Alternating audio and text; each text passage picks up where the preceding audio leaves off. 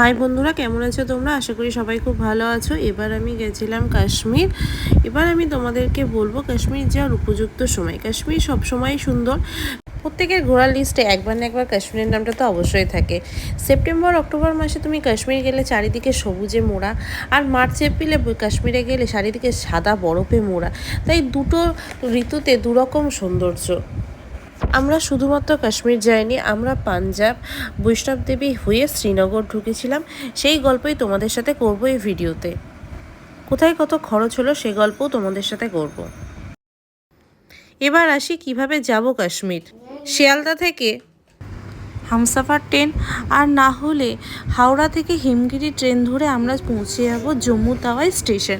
কিন্তু আমাদের ক্ষেত্রে তা হয়নি। আমরা কলকাতা স্টেশন থেকে আমরা গেছিলাম অমৃতসর। যেহেতু আমাদের প্ল্যানে পাঞ্জাবটা ছিল এবং কাটরাটা আছে, সেই ক্ষেত্রে আমরা ডাইরেক্ট শ্রীনগর যাইনি, আমরা অমৃতসর গেছিলাম। এবার তোমরা কেউ ফ্লাইটেও যেতে পারো। ফ্লাইটে গেলে অসুবিধা হচ্ছে একটাই, যেটা হচ্ছে তোমাদের যদি পাঞ্জাব আর কাটরা ট্যুর প্ল্যানের মধ্যে থাকে তাহলে সেটা তোমাদের ফেরার পথে দেখতে হবে। আর সুবিধাটা হলো তাহলে তোমাদেরকে জম্মু থেকে গাড়ি নিতে হবে না, তোমরা ডাইরেক্ট শ্রীনগর পৌঁছে যাবে। আমরা কলকাতা স্টেশন থেকে অমৃতসর পৌঁছেছিলাম, কারণ অমৃতসরে আমাদের ফার্স্ট ডে ট্যুর ছিল স্বর্ণ মন্দির। আমরা প্রথম দিন অমৃতসর থেকে হোটেলে ব্রেকফাস্ট করে আমরা গেছিলাম স্বর্ণ মন্দির দেখতে। তোমরা দেখতেই পাচ্ছ স্বর্ণ মন্দিরের ছবিগুলো। সকালবেলার একটা অন্যরকম ভিউ, এবং তার পাশেই আছে জালিয়ানওয়ালাবাগ। এই দেখো জালিয়ানওয়ালাবাগটা। জালিয়ানওয়ালাবাগের গল্প তোমরা আশা করি সবাই জানো কম বেশি। সেই জালিয়ানওয়ালাবাগ, আর এখানে যে স্ট্যাচুগুলো দেখতে পাচ্ছ তারা হচ্ছে আমাদের দেশের জন্য যারা প্রাণ বলিদান করেছিল সেদিন, তাদের কিছু কিছু মানুষের স্ট্যাচু। এবং এখানে একটা বিশাল গ্যালারি আছে, গ্যালারির ভেতরে আরও অনেক স্ট্যাচু আছে, যেটা তোমরা গেলে আরও ভালো করে সুন্দরভাবে দেখতে পাবে। জালিয়ানওয়ালাবাগটা একদম অমৃতসর স্বর্ণ মন্দিরের একদম পাশে, খুব সুন্দর জায়গা। আর এখানে একটি প্রদীপ আছে, সেই প্রদীপটিকে সবসময় জ্বালিয়ে রাখা হয়, জ্বলন্ত প্রদীপ। তো এইখানে তোমার কিছু কিছু গুলির দাগগুলো দেওয়ালে ইটের গায়ে আছে, সেই বুলেটের দাগগুলো চক দিয়ে মার্কিং করে রেখেছে। ওনারা বলছেন ওখানে নাকি বুলেটগুলো গেঁথেছিল।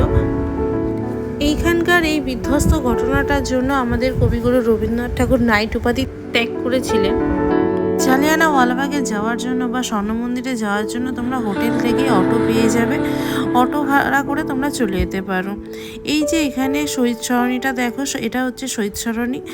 তো আমাদের তো খুবই ভালো লেগেছিল। তোমরা অবশ্যই পাঞ্জাব অমৃতসর মন্দির দেখতে গেলে পাশে জালিয়ানওয়ালাবাগটা ঘুরে এসো।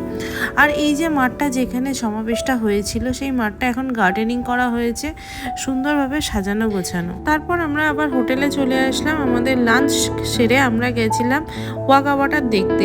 এই যে এখানে ভারত পাকিস্তান বর্ডারটা, এই ওয়াঘা বর্ডারের বিশেষত্ব হলো এখানে সূর্যাস্তের সময় এবং সূর্য উদয়ের সময় একসাথে পতাকা উত্তোলন হয় ভারত এবং পাকিস্তানে, এবং সূর্যাস্তের সময় একসাথে পতাকাটা নামানো হয়। এটা দেখবার জন্য কোনো টাইমিং নেই, যেদিন যে সময়ে যখন সন্ধে হয় তখনই এই পতাকাটা নামানো হয়। আর সেই সময় একটা শো হয়, সেই শোটা তোমাদের সাথে শেয়ার করলাম। আর তখন ভারত পাকিস্তান দুটি গেট ওপেন করা হয়।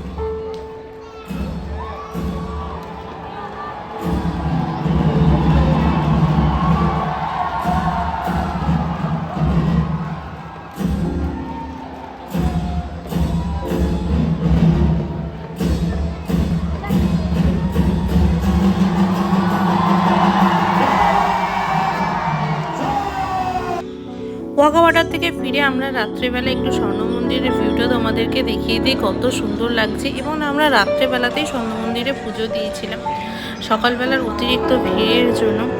আজকে আমাদের প্রথম দিনের ট্যুর শেষ হলো।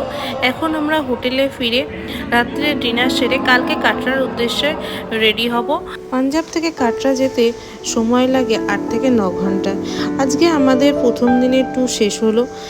পাঞ্জাব থেকে কাটরা যেতে সময় লাগবে 8 থেকে 9 ঘন্টা।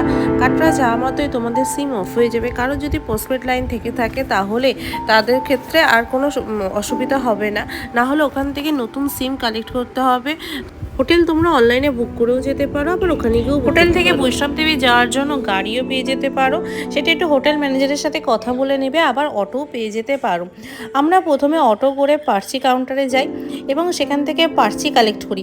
পার্সি নেওয়ার জন্য তোমরা তোমাদের আধার কার্ডটা সঙ্গে করে নিয়ে যেও এবং ওই পার্সি কাউন্টারে অটোকে দাঁড় করিয়ে রেখে আমরা চলে যাই বানগঙ্গা, যেখান থেকে একদম বৈষ্ণব দেবী যাত্রা শুরু। তো যদি কেউ হেঁটে ওঠো এই 14 কিলোমিটার যাত্রার পথে, তাহলে ওখানে লাঠি ভাড়া পাওয়া যায়, তোমরা 2টো লাঠি নিয়ে নিও। আমরা যেমন অর্ধকুমারী অবধি ঘোড়ায় উঠেছিলাম, ঘোড়া একটু বার্গেটিং করে নিতে হবে।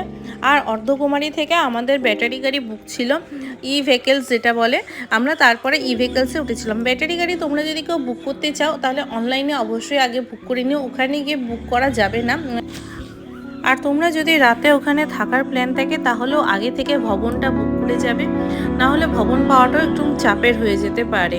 আর তোমরা একটু পিঠে শীতের জামা কাপড় ক্যারি করো, কারণ যত উপরে উঠবে তত আস্তে আস্তে ঠান্ডা লাগতে শুরু করবে। আর ওখানে লকার কাউন্টার আছে, যেখানে তোমরা তোমাদের জুতো মোবাইল লক করে রেখে যেতে পারো।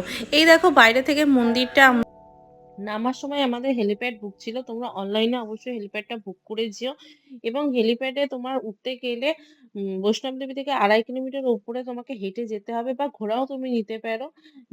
আর তোমাদের হেলিপ্যাডে নামিয়ে আনার পর বাংগঙ্গার গেটে নামাবে না, ওরা অন্য গেটে নামাবে। তোমরা হোটেল থেকে একটা কার্ড কালেক্ট করে নিতে পারো, যাতে ফেরার সময় অটোওয়ালাকে দিতে পারো। আজকের মতো আমাদের সেকেন্ড ডে ট্যুর শেষ হলো। আমাদের সেকেন্ড ডে ট্যুর শেষ। এবার আমরা চলেছি শ্রীনগরের উদ্দেশ্যে। কাটরা থেকে শ্রীনগর যেতেও 8 থেকে 9 ঘন্টার জার্নি। ভিডিওটি সেকেন্ড পার্টটি দেখো আর কাশ্মীরের সৌন্দর্য উপভোগ কর। টাটা।